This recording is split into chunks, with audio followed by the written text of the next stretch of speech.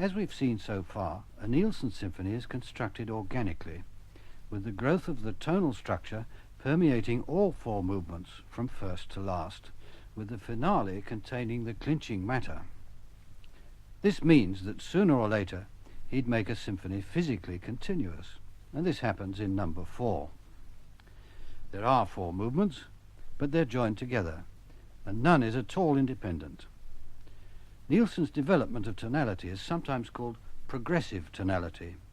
I've even been accused of inventing the term, but I didn't, and I don't much care for it.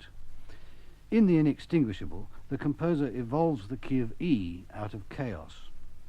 There's an element of conflict between D minor and E major, and it becomes terrifyingly polarized towards the end. But evolution, or emergence, is the essence of the matter, and I suppose if I had to find a term for it, it would be emergent tonality. The first movement starts with a violently turbulent outbreak, D minor and C deliberately confused together, with D minor having a slight edge.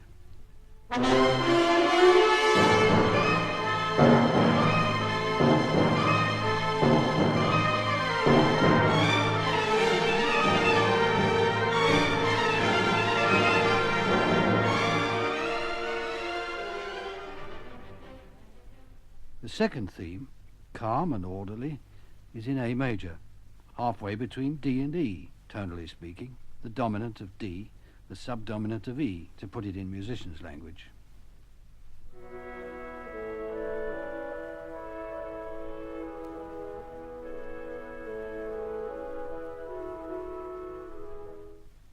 During the first movement, whenever E is heard, there's trouble. There's a passage where the violas grope their way upwards by semitones, and as soon as they touch E, there's opposition. Listen to their repeated notes penetrating the disturbed texture, and how anger flares when they find E.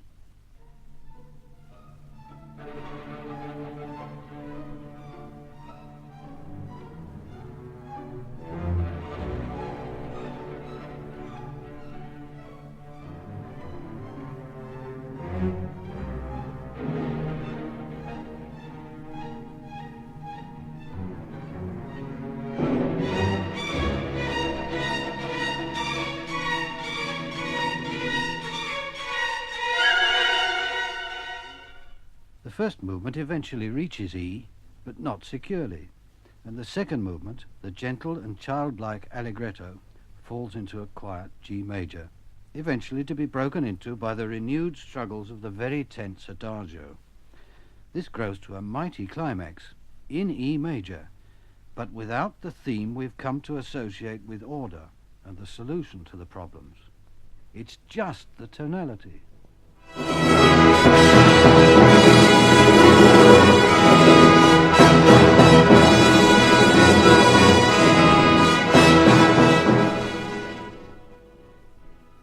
Tonality by itself isn't enough, and this leaves the finale with a massive and dramatic issue to solve. An extra set of timpani joins the fray, with the object of making the inimical key of D minor as ferocious as possible. The crunch comes when the drums hammer away at D minor, while other instruments insist on the note B, which is the dominant of E. Then the drums are literally torn away from D minor.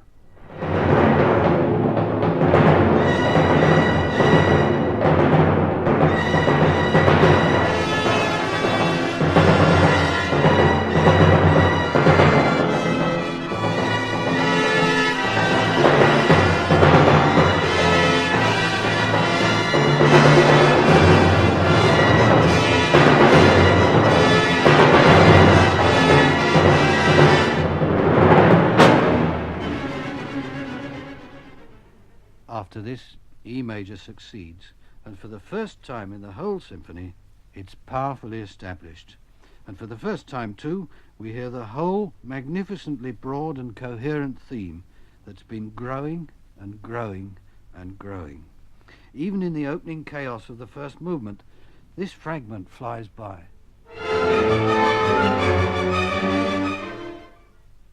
Then this.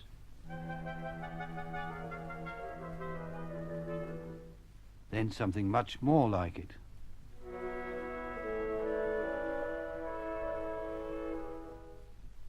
rouses itself.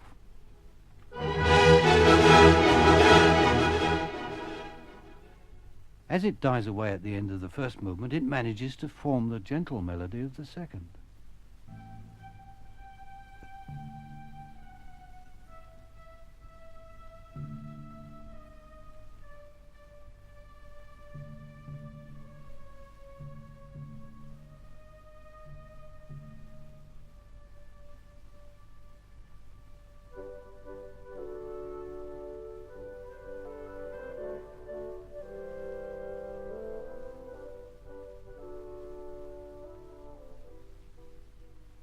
The tense line of the adagio fights to recover its resolute nature.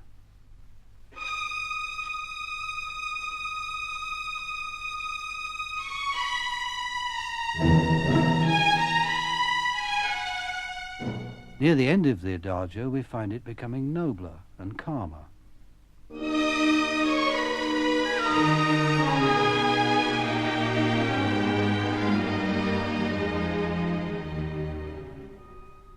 The finale springs out with a new and vivid transformation.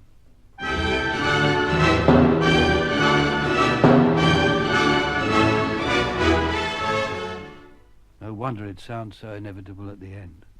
The music is evolving not only tonally but thematically as well. Nielsen's remark about this work is well known. Music is life, and like it, inextinguishable. But he put it even more simply and profoundly when he said, "Music is the sound of life."